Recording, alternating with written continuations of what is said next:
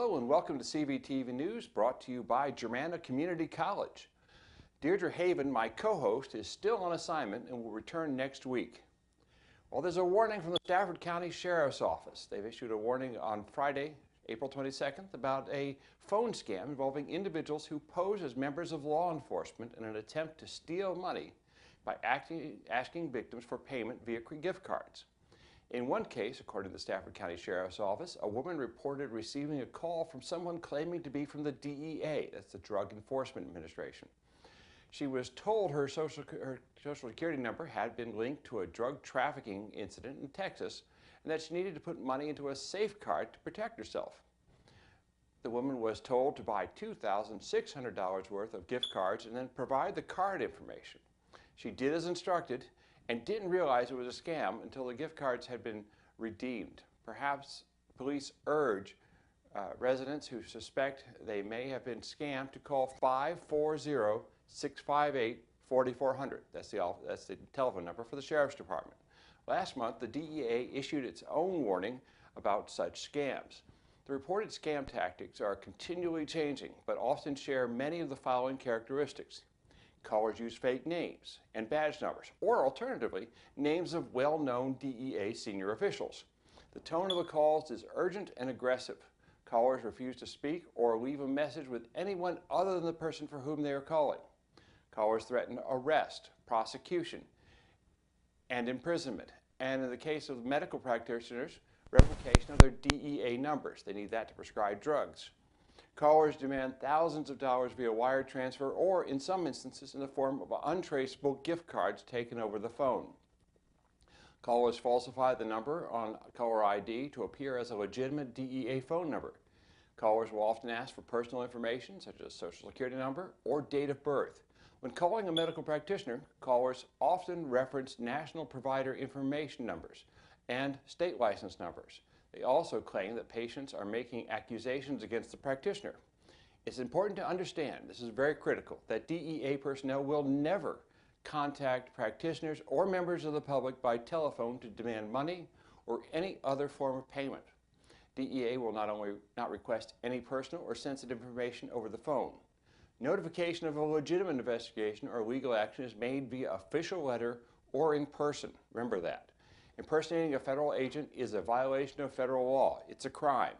Anyone receiving a telephone call from a person purporting to be a DEA special agent or other law enforcement official seeking money should refuse the demand outright and report the threat using the online form on the DEA site or by calling 877-792-2873.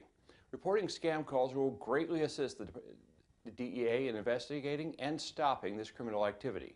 Any urgent concerns or questions, including inquiring about legitimate investigations, should be directed to the local DEA field office. Stafford County School Superintendent Scott Kisner called Virginia Secretary of Education Atif Qarni one of the hardest working, most compassionate leaders to come out of Richmond that he has known in 20 years. I like to think I get around, but he is everywhere looking to make a difference, Kisner said in introducing Qarni before an informal discussion between the state's top education official and Stafford County School Division administrators at Stafford Elementary on Tuesday morning. Qarni's visit included a stop at Brook Point High School's Inspire Virginia voter registration rally and a tour of Stafford Elementary School. In addition to a roundtable discussion, Qarni is a former Marine Corps sergeant who worked as an 8th grade teacher in Prince William County before being appointed to Governor Ralph Northam's cabinet. He said working as a middle school teacher prepared him for his role in government. If you can teach 8th grade, you can essentially do anything, he joked. Probably being a sergeant helped. In his remarks, Qarni said visiting as many Virginia school districts as possible has shown him that the state lags far behind the national average in teacher pay and that compensation and increased funding for support staff, resource affair officers, psychologists, social workers, and counselors will be the top priority in the recommendation to the governor's next budget. Qarni said he understands the pressure local economies feel to meet school funding requests. The state can and should be doing more, giving more resources and trusting divisions to make decisions. We are moving in the right direction, slowly but surely, Qarni also said he would like to see a move away from the standardized testing model, which he called toxic. In response to an audience question asking him to elaborate on that topic, he joked that he was going to get in trouble, but said he wants students to focus on deeper learning. In some situations, standardized tests are necessary, but we need a better way to understand what kids are learning, Qarni said. End-of-year assessments have handcuffed us to some degree. He added that he wants to eventually see project-based assessments not only supplementing but replacing standardized tests. Qarni also said he will continue working with Virginia First Lady Pamela Northam to increase access to preschool in the Commonwealth. We want to get all four-year-olds into public preschool, he said. Another priority for Qarni is equity. It's very, very critical to look through an equity lens, he said. Virginia has concentrations of great affluence as well as of great need. And state government should play a role in helping to ensure students all across the state have equal access to quality education.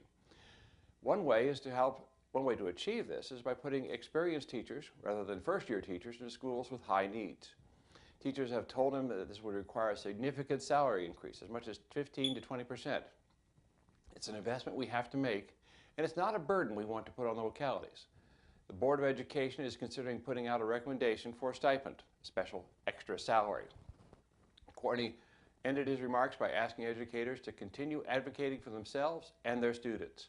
It's a responsibility to assert ourselves as educators. And you have a great school division, a great leader who listens.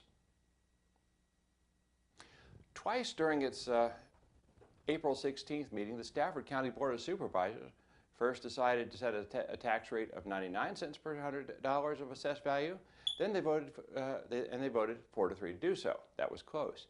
However, after a little more debate, and apparently figuring that 99-cent rate didn't provide enough money to give Stafford employees, and in particular Stafford school employees, the raises many on the board had hoped for, they had a second vote and set the rate at $1.01 per $100 of assessed value. In other words, the taxes went up. This increased number passed, like the first one, 4-3. The school board, with the support of many on the Board of Supervisors, would like to increase teacher salaries by 5%, an average of 5%. However, even in spite of the tax increases, the school board will have to make cuts in other areas in order to provide the funds for raise. We'll be right back after this.